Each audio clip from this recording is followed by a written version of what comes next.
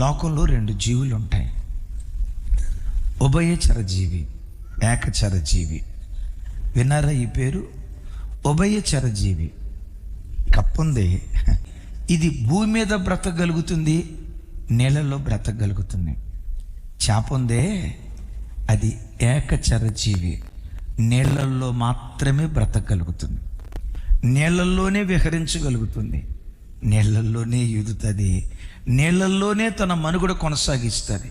ఒకవేళ కప్ప బ్రతికినట్లుగా ఇది కూడా బ్రతుకుతుందిలని నీళ్ళల్లో నుంచి ఆ చేపను బయటకు తీసి ఒడ్డునేస్తే గెలగెల కొట్టుకులాడుతుంది. గెలగెల కొట్టుకులాడి ఒక 2-3 నిమిషాల్లో అది చచ్చిపోతుంది. కప్ప బ్రతకగలిగింది, చేప ఎందుకు బ్రతకలేకపోయింది? చేప ఎప్పుడు నీళ్ళల్లోనే బ్రతకటానికి ఇష్టపడుతుంది, కానీ ఒడ్డున నీళ్లు లేని లోకంలో అది బ్రతకటానికి ఇష్టపడదు. క్రైస్తవుడు ఎప్పుడూ కప్పలాగా ఉభయచర జీవిగా కాక చేపలాగా ఏకచర జీవిగా బ్రతికేటువంటి ప్రజలుగా జీవించాలి. దేవుడు లేని ప్రపంచంలో నేను బ్రతకలేను, వాక్యం లేని ప్రపంచంలో నేను బ్రతకలేను, పరిశుద్ధత లేని ప్రపంచంలో నేను బ్రతకలేను.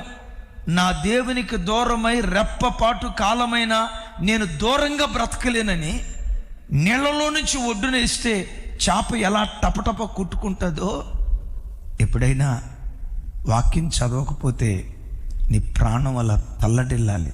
This is real Christianity. జీవించదు కాక. నా వైపు చూడండి, నేను నా క్రీస్తు, ఇదే నా ప్రపంచం. కూర్చున్నా ఆయనే నా ప్రపంచం, లేచినా ఆయనే నా ప్రపంచం, త్రోవను వెళ్తున్నా ఆయనే నా ప్రపంచం.